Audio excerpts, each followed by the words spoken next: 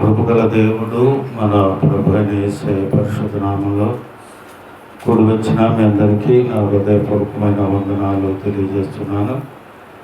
కొద్దిసేపు దేవుని మాటలు విందాం. పరిశుద్ధ గ్రంథము నుండి మత్తయి సువార్త 3వ అధ్యాయము 7వ వచనాన్ని చదువుకుందాం. మత్తయి సువార్త 3వ అధ్యాయము 7వ వచనం. అతడు పరిసయ్యులలోనూ సద్దూకయ్యులలోనూ అనేకులు బాప్తిస్మము పొందవచ్చుట చూచి, సర్ప సంతానమా, రాబోవు ఉగ్రతను తప్పించుకొనుటకు మీకు బుద్ధి చెప్పేవాడు ఎవడు? మారు మనస్సుకు తగిన ఫలము ఫలించడి. ప్రార్థన చేసుకుందాం. ప్రభా నీ వందనాలు. ఈ చదవబడిన లేఖన భాగం నీ బిడ్డలకు గురించి జ్ఞానం నాకు లేదయా.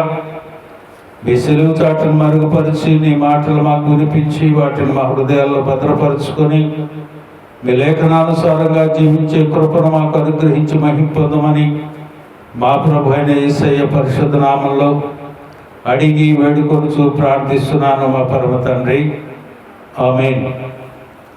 ప్రియమైన దేవుని బిడ్డలారా,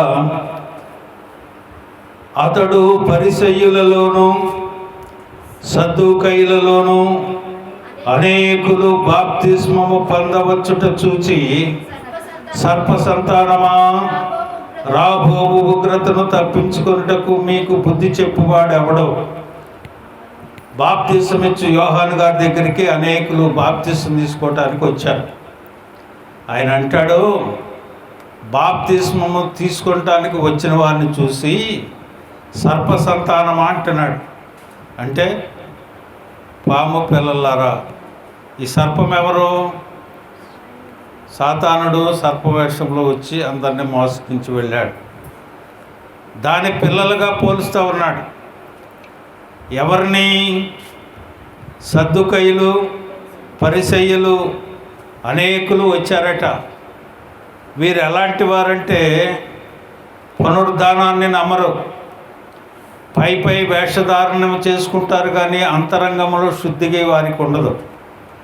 వారిని చూసి సొన్నము కొట్టిన సమాధులు అని అంటాడు. వారు పునాదిలోను పూపులోను దశభాగం ఇస్తారు, కానీ అసలాట్లు ఎవరు. వారు వేషధారి జీవితాన్ని ధరించుకునేవారు. వారు పులిపిండిని పోలి ఉన్నవారు. వీరిని చూసిన యోహాను గారు అంటున్నాడు, ఉగ్రత రాబోతూ ఉంది, ఆ ఉగ్రతను నువ్వు ఎలాగూ తప్పించుకుంటావు అని నీకు బుద్ధి చెప్పేవాడు ఎవడో? మారు మనసుకు తగిన ఫలం ఫలించడానికి రండి, కానీ ఏదో వేషధారి జీవితాలు జీవించడానికి రావద్దు అని అంటుంది వాక్యం.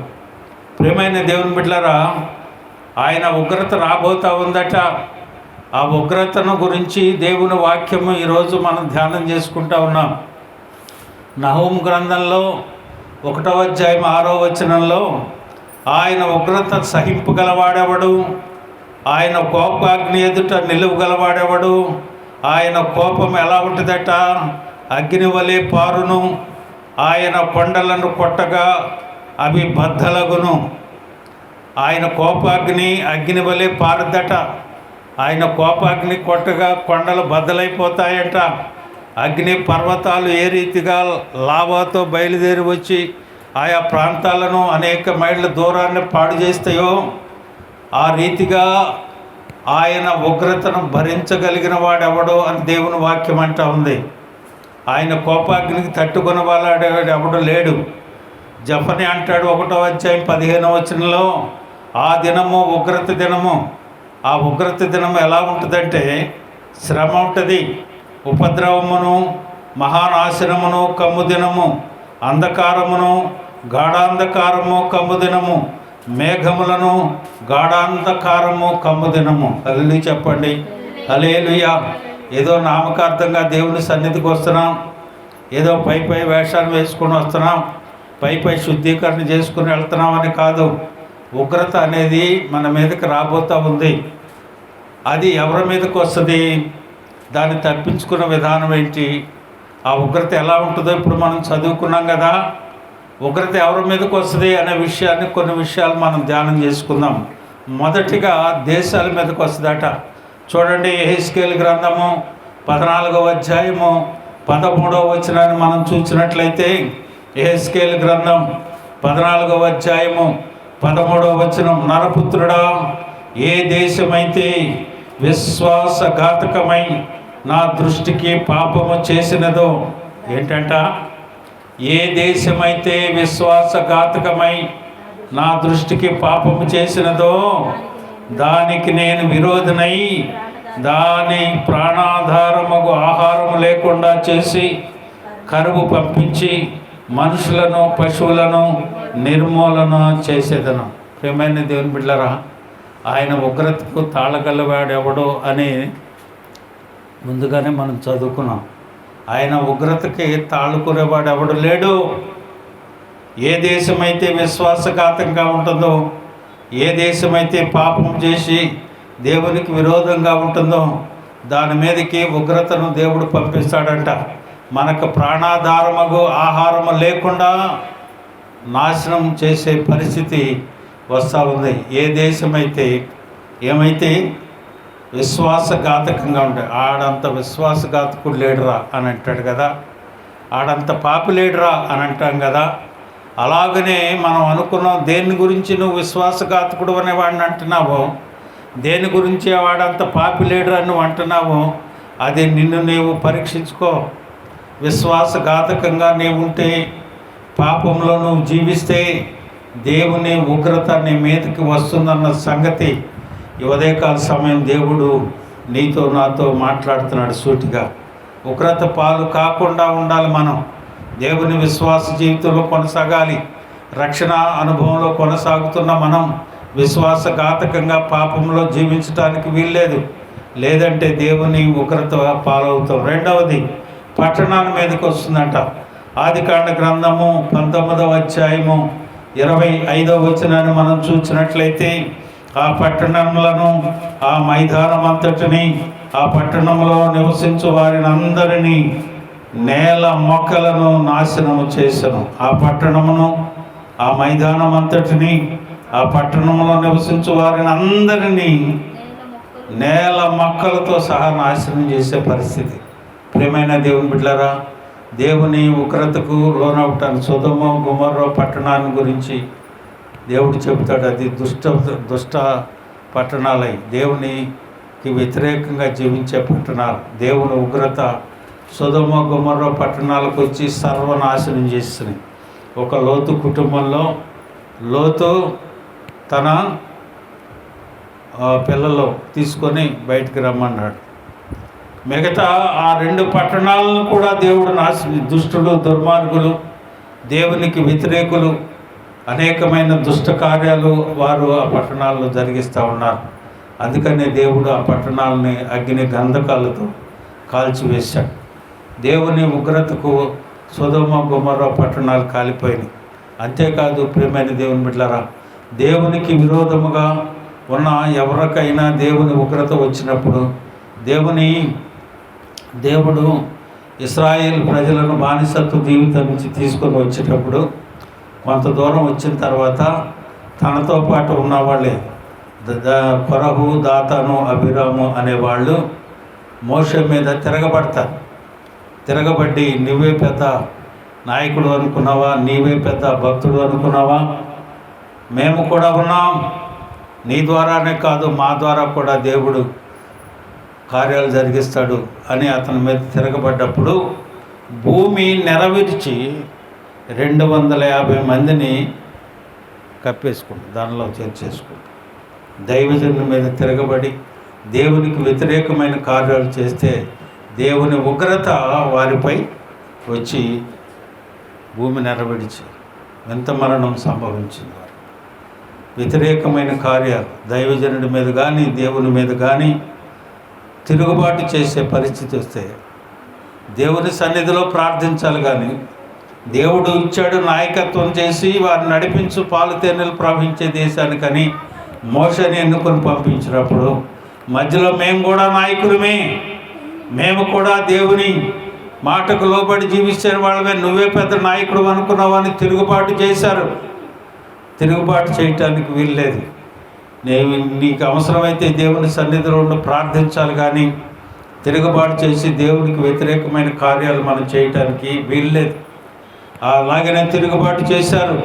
430 సంవత్సరాల బానిసత్వ జీవితంలో మగ్గిపోతుంటే దేవుడు వారి మరవిని మోషేని ఎన్నుకొని తీసుకొని వస్తూ ఉంటే మోషే దేవుని సముఖానికి వెళ్ళి 40 దినాలు దేవునితో గడుపుతూ ఆయన ఇచ్చే ఆజ్ఞలు తీసుకొని వస్తూ ఉంటే వీళ్ళందరూ ఏం చేశారు తెలుసా? చెవులకి ముక్కులకి ఉన్న బంగారాన్ని అంతటిని తీసి ఒక దూడను చేసుకొని ఆ దూడను అంటున్నాడు, మా దేవుడవు నీవే, మమ్మల్ని నడిపించింది నీవే అని దూడను చుట్టూరు గంతులు వేసుకుంటూ డ్యాన్సులు వేసుకుంటూ తిరుగుతున్నారు. ప్రియమైన దేవుని బిడ్డలారా, వేల మంది నశించిపోవటానికి గల కారణం అయ్యారు. నడిపించింది దేవుడు, తీసుకొచ్చింది దేవుడు. ఇక్కడికి వచ్చిన తర్వాత వీళ్ళు సొంతంగా తయారు చేసేసుకున్నారు, ఇదే మమ్మల్ని నడిపించిందని. ప్రియమైన దేవుని బిడ్డలారా, దేవుని గుర్తెరిగి దేవుని తెలుసుకొని దేవుని వెంబడించి నిజ దేవుణ్ణి తెలుసుకొని వెంబడించేటప్పుడు మార్గ మధ్యలో ఇలాంటి సంఘటనలు ఎదురవుతూ ఉంటాయి. ఏదేదో చేసేసుకొని సంతోషించి ఆనందించి గంతులు వేస్తే ఆనాడు ఇశ్రాయేల్ ప్రజలు ఎలాగ పతనమైపోయారో, ఆయన ఉగ్రతకు ఎలాగ లోనయ్యారో అలాగనే లోనవ్వాల్సిన పరిస్థితులు వస్తాయి. చూడండి, 3వదిగా రాజ్యం మీద, మొదటిగా దేశం మీద, 2వది పట్టణం మీద, 3వది రాజ్యం మీద. చూడండి 79వ కీర్తన 6వ వచనం, 79:6. నిన్నెరుగని అన్యజనుల మీద నా నామమును బట్టి ప్రార్థన చేయని రాజ్యము మీద ఉగ్రతను కుమ్మరించుదును. ఎవరి మీద కుమ్మరిస్తారట?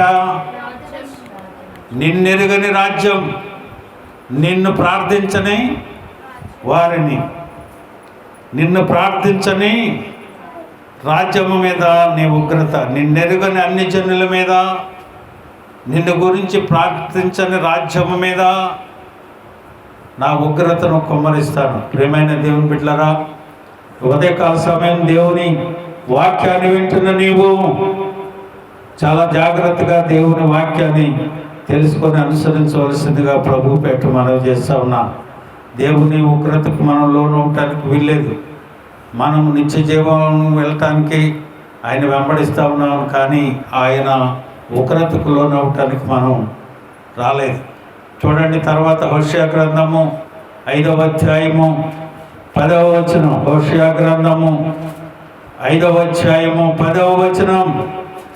యోధా వారి అధిపతులు సరిహద్దు రాళ్లను తీసివేయు వారి వలె ఉన్నారు. చాలా సింపుల్గా మనం అనుకుంటాము, ఈ సరిహద్దు విషయాలలో అనేకులు గొడవలు పడుతూ కోర్టులకు ఎక్కుతూ నానా రచ్చ జరుగుతూ ఉంటుంది. దేవుని వాక్యం అంటా ఉంది, యోధా వారి అధిపతులు ఏం చేస్తున్నారంట? సరిహద్దు రాళ్లను తీసివేయు వారి వలె ఉన్నారు. నీళ్లు ప్రవహించినట్లు నేను వారి మీద ఏం చేస్తాడట? నా ఉగ్రతను కుమ్మరిస్తాను. హల్లెలూయా చెప్పండి, హల్లెలూయా. సింపుల్గా నువ్వు అనుకుంటున్నావేమో, సింపుల్గా మనం అనుకుంటా ఉన్నామేమో. ఒక ప్రజలను ఉద్దేశించి ఆయన అంటున్నాడు, వాళ్ళు వారి సరిహద్దు రాళ్ళు తీసేవారి వలె ఉన్నారు, వారి మీద నా ఉగ్రతను కుమ్మరిస్తాను. ప్రియమైన దేవుని బిడ్డలారా, యథార్థతను అనుసరించి నడిచే వారంగా మనం ఉండాలి, కానీ ఇతరుల దేనిని ఆశించొద్దని దేవుడు ఆజ్ఞించాడు కదా. మరి ఇతరుల దాన్ని మనం ఎలాగో ఆశించి ఇతరుల దాన్ని మనం ఎలాగో కోరుకుంటాం చెప్పండి. తర్వాత చూడండి, 6వ యోహాను సువార్త 3వ అధ్యాయము 6వ వచనం. యోహాను సువార్త 3వ అధ్యాయం 6వ వచనం. కుమారుని యందు విశ్వాసముంచువాడే నిత్య జీవము గలవాడు, కుమారునికి విధేయుడు కానివాడు జీవమును చూడడు, కానీ దేవుని ఉగ్రత వాని మీద నిలిచి ఉండును. ఎవరి మీద నిలిచి ఉంటుందంట దేవుని ఉగ్రత? కుమారుడైన యేసయ్యను విధేయుడిగా నువ్వు ఉండకపోతే నీకు జీవం లేదు. యేసయ్యను నువ్వు విశ్వసించి ఆయనకు విధేయుడైతేనే నీవు ఉగ్రత నుండి తప్పించబడతావు. లేదంటే విధేయుడు కానివాడు జీవాన్ని చూడడు, కానీ దేవుని ఉగ్రత వాని మీద నిలిచి, ఎవరి మీద నిలిచి ఉంటుందట? యేసయ్యని ఎరగకుండా ఆయనకి విధేయుడిగా లేని వాడి మీద ఆయన ఉగ్రత నిలిచి ఉంటుందట. తర్వాత చూడండి, రోమాపత్రిక 2వ అధ్యాయము 5వ వచనం.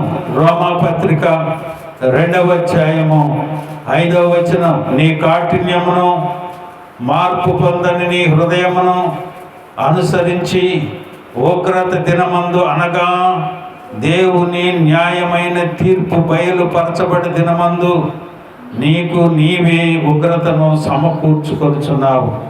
నీకు నీవుగా ఉగ్రతను ఎలాగ సమకూర్చున్నాడంటే, కాఠిన్యముతో మార్పు పొందని హృదయముతో ఆయన ఉగ్రతను సమకూర్చుకుంటున్నాడట. నీవు కాఠిన్యాన్ని విడిచి దేవుని వెంబడించు, మార్పు చెందు, నీ హృదయము ఆయన్ను అనుసరించేటట్లుగా చూసుకో. లేదంటే హృదయ ఉగ్రత నీ మీద నిలుస్తుందని దేవుని వాక్యం సెలవిస్తూ ఉంది.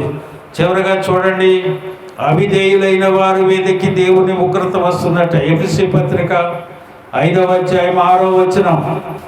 ఎఫెసీ పత్రిక 5వ అధ్యాయము 6వ వచనం. వ్యర్థమైన మాటల వలన ఎవడు మిమ్మను మోసపరచనీయకుడి, ఇట్టి క్రియల వలన దేవుని ఉగ్రత ఎవరి మీదకి వస్తుందట? అవిధేయులైన వారి మీదకి వచ్చును. ఎవరి మీదకి వస్తుందంట దేవుని ఉగ్రత? అవిధేయులైన వారి మీదకి దేవుని ఉగ్రత వస్తుందట. గుర్తుపెట్టుకోండి, దేవుణ్ణి ఎరిగానని, రక్షణలో ఉన్నానని నిష్టానుసారంగా నువ్వు ప్రవర్తిస్తూ అవిధేయతను చూపిస్తే దేవుని ఉగ్రతకు నువ్వు లోనవుతావు. దేవుని ఉగ్రతకు లోనవుతావు. అవిధేయత లేకుండా అలాగే దేవుని వ్యతిరేక కార్యాల్లో పాల్గొంటూ దేవునికి విధేయత చొప్పుక నీ ఇష్టానుసారంగా ప్రవర్తిస్తూ యేసయ్యందు విశ్వాసం ఉంచకుండా నీ సరిహద్దు రాళ్లను విషయంలో నువ్వు తేడా చూపిస్తూ దేవుని ఉగ్రత పాలవటం దేవునికి ఇష్టం లేదు. కనుక ఎలాగున మరి ఉగ్రత నుంచి మనం తప్పించబడతాము అని అంటే కొన్ని విషయాలు చెప్పి నేను ముగిస్తాను. చూడండి, ఉగ్రతను తప్పించుకోవాలంటే మనం ఏం చేయాలనంటే, సామెతల గ్రంథము 1వ అధ్యాయము 11వ అధ్యాయము 4వ వచనం. సామెతల గ్రంథము 11వ అధ్యాయము 4వ వచనం. ఉగ్రత దినమందు ఆస్తి అక్కరకు రాదు. మరి ఏమొస్తుందట?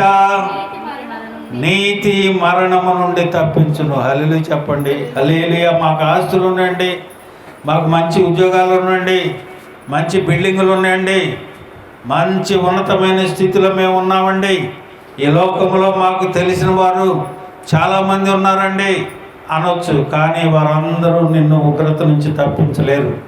నిన్ను తప్పించేది ఏది? నీతి. నీతి అంటే యేసు రక్తము ప్రతి పాపముల నుండి పరిశుద్ధునిగా చేసి నీతిమంతునిగా తీర్చుంది. అదే ఉగ్రత నుండి మనల్ని తప్పించేది. హల్లెలూయా. రెండవది చూడండి, ఇర్మియా గ్రంథము 4వ అధ్యాయము 4వ వచనం. ఇర్మియా గ్రంథము 4వ అధ్యాయము 4వ వచనం. అవిధేయులైండుట మానుకొని మీ దుష్టక్రియలను బట్టి ఎవడను ఆర్పివేయలేనంతగా నా ఉగ్రత అగ్నివలే కాల్చకుంటున్నట్లు యూదావారులారా, యెరూషలేము నివాసులారా, యెహోవాకు ఏముండాలట? దేవునికి లోబడి జీవించిన వాడే ఉగ్రత నుండి తప్పించబడతాడు. దేవునికి విధేయులైన వాడే దేవుని దృష్టికి విధేయతను కలిగిన వాడే ఉగ్రత నుంచి తప్పించబడతాడు. అవిధేయులైన వాడు ఉగ్రతకు పాలవుతాడు. ఒకటి నీతివంతుని, నీతిని అనుసరించి నడిచేవాడు. రెండవది దేవునికి లోబడి ఉండేవాడు. మూడవది చూడండి, జెఫన్యా గ్రంథము 2వ అధ్యాయము 3వ వచనం. జఫన్యా గ్రంథం 2వ అధ్యాయము 3వ వచనం. దేశంలో సాత్వికులై ఆయన న్యాయ విధులను అనుసరించి సమస్త దీనులారా యెహోవాను వెదుకుడి. మీరు వెదకి వినయము గలవారై నీతిని అనుసరించి నడిచిన యెడల ఒకవేళ ఆయన ఉగ్రత దినమందు మీరు దాచబడుదురు. హల్లెలూయా. ఉగ్రత దినమందును దాచబడాలి అని అంటే దేశంలో సాత్వికులై ఉండాలి, ఆయన న్యాయ విధులను అనుసరించి నడిచేవారుగా ఉండాలి, ఆయనను వెతికేవారుగా ఉండాలి, వినయము గలవారై ఉండాలి, నీతిని అనుసరించి నడిచేవారుగా ఉండాలి. అప్పుడు దేవుని ఉగ్రత దినమందు నీవు దాచబడతావు. హల్లెలూయా. చివరిగా ఒక వాక్యాన్ని చూసి ముగించుకుందాం. రోమాపత్రిక 5వ అధ్యాయము 9వ వచనం. రోమాపత్రిక 5వ అధ్యాయము 9వ వచనం. కాబట్టి ఆయన రక్తము వలన ఇప్పుడు నీతిమంతులుగా తీర్చబడి మరింత నిశ్చయముగా ఆయన ద్వారా దేని నుండి ఉగ్రత నుండి రక్షింపబడదము. ఏంది ద్వారా? ఆయన రక్తము ద్వారా. హల్లెలూయా. ప్రియమైన దేవుని బిడ్డలారా, ఈ ఉదయకాల సమయం దేవుని వాక్యాన్ని వింటున్న నీవు ఉగ్రత నుంచి నువ్వు తప్పించబడాలంటే మొదటిగా నువ్వు ఉండవలసింది నీతిని అనుసరించి నడవాలి, విధేయత కలిగి దేవునికి లోబడి జీవించాలి, సాత్వికులై ఉండాలి, దేవుని విధులను అనుసరించే వారుగా ఉండాలి, ఆయన వెదికేవారుగా ఉండాలి. అప్పుడు దేవుని ఉగ్రత నుండి నువ్వు దాచబడతావు. అంతేకాదు ఆయన రక్తం వలన ఇప్పుడు నీతిమంతులుగా తీర్చబడి నిశ్చయముగా ఆయన ద్వారా ఉగ్రత దినమందు మనము తప్పించబడతాం. హల్లెలూయా. కనుక ప్రియమైన దేవుని బిడ్డలారా, ఈ ఉదయకాల సమయం దేవుని వాక్యాన్ని విన్న నీవు ఏ రీతిగా నీవు ఉన్నావు? ఉగ్రత పాలవటానికి నీ ఇష్టానుసారంగా నడుస్తున్నావా? ఉగ్రత నుండి తప్పించబడటానికి యేసయ్య చెప్పినట్లుగా అనుసరించి నడుస్తున్నావా? నిన్ను నీవే పరీక్షించుకొని రాబోయే ఉగ్రత నుంచి మనము తప్పించబడదుముగాక.